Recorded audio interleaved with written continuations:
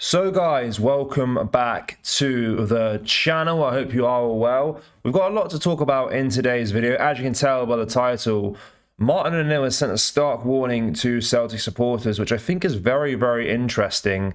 And also, we're going to talk about Stephen Welsh's situation at the club currently, because his situation is very, very bizarre because, of course, he recently got called back from his loan spell at Motherwell, and his future is up in the air right now. And we kind of noticed some things when we played Falkirk yesterday, which kind of pointed towards what his future holds going forward at this football club. Now, before I do get into these stories, make sure you do like this video. Make sure you do subscribe to the channel as well. We are trying to grow this channel as big as possible. And yeah, we appreciate any support going forward. So let's get into the first story. Why Stephen Welsh didn't make the bench against Falkirk. So we'll kind of skim through his article here and give you our thoughts on this situation, because it is quite a bizarre one. So Stephen Welsh was back at Celtic this week, recalled from his loan spell at Motherwell, but fans quickly noticed he was nowhere to be seen in the matchday squad over yesterday night's 1-0 win over Falkirk.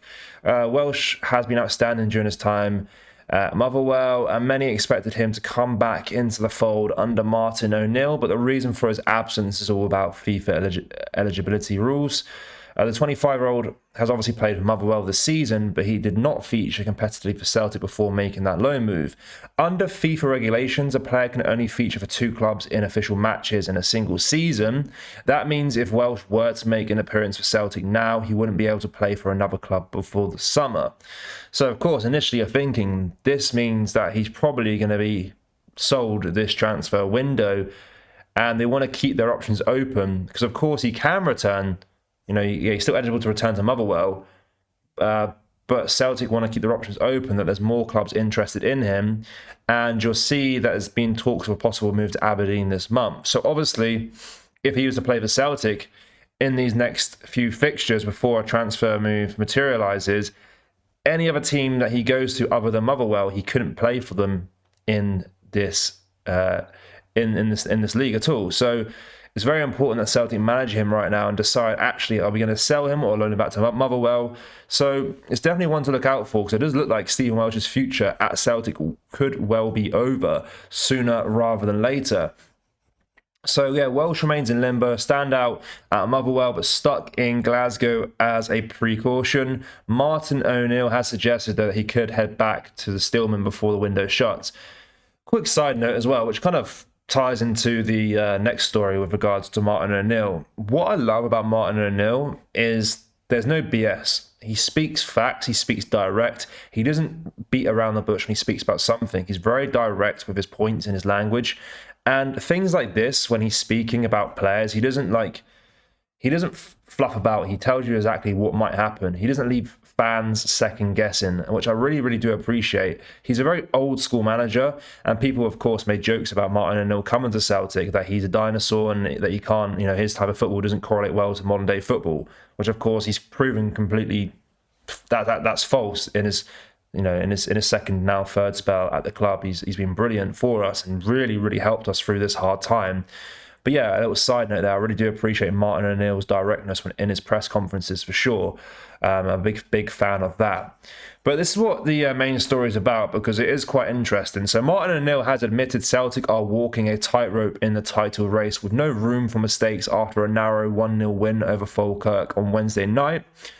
So while Celtic toiled at the Falkirk Stadium, Hearts were also in action and also took care of business despite being reduced to 10 men in the first half. St Mirren had the ball in the net twice. Both goals were ruled out for offside, and Hearts ran out 2-0 winners to keep their 6-point lead at the top intact. Celtic, meanwhile, scraped past Falkirk thanks to Benjamin Nigren's goal. It wasn't vintage, it wasn't pretty, but in a title race as tight as this, 3 points are all that matters. Exactly. And you almost appreciate these 1-0 wins more than a 5-6-0 thrashing, because it shows grit, it shows determination. It wasn't a nice, clean game, but we got the job done, which we have to give respect to the manager for that. He's drilling some sort of information to the players that they wasn't quite working with Nancy before. The 3 points put Celtic back above Rangers, only on goal difference, but still ahead. And then speaking after this match, O'Neill said, Hearts have won it as well too, and our margin of error is very, very small, really. We dropped a lot of points where winning tonight was the most important thing. We can play much better, and we will. I love that. I love the confidence there from Martin O'Neill. Having said this, there are some really decent performances. Casper makes a great save for us. Really, really great save, which he has been doing all his life, in all honesty, and particularly when his dad was here. So there you are, emulating his father can't be bad. Again, by the way, you have to really read in between the lines here. What is he actually saying here? Who has received a lot of criticism in the last few months? And, deservedly so, in my opinion. You're a top-class footballer like Kasper Schmeichel. You should be doing a lot better than he has done this season. But this message here just shows how kind of like in tune with what's going on Martin O'Neill really is. He's seen the criticism from Kasper Schmeichel. He probably knows his confidence is very, very low right now. For him to make a public statement like that and give him praise when he probably feels like he needs it is a very, very good move there from O'Neill.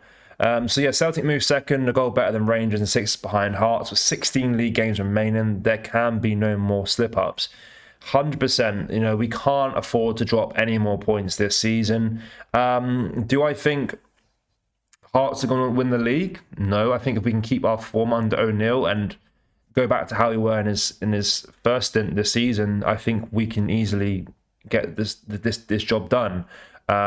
Hearts are a good side, but we've seen that they slipped up a few times this season. But of course, we've been so poor under Nancy. It was hard to really gain some momentum and close that gap.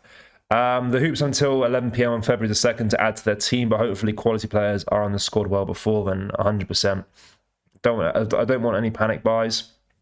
It feels like in the last few windows, especially in January, we get to like the last 2 days of the transfer window and we start panicking and just signing anyone that we can. So hopefully there's some more preparation done between these next 2 weeks that we have available to us, and we can get some more quality in.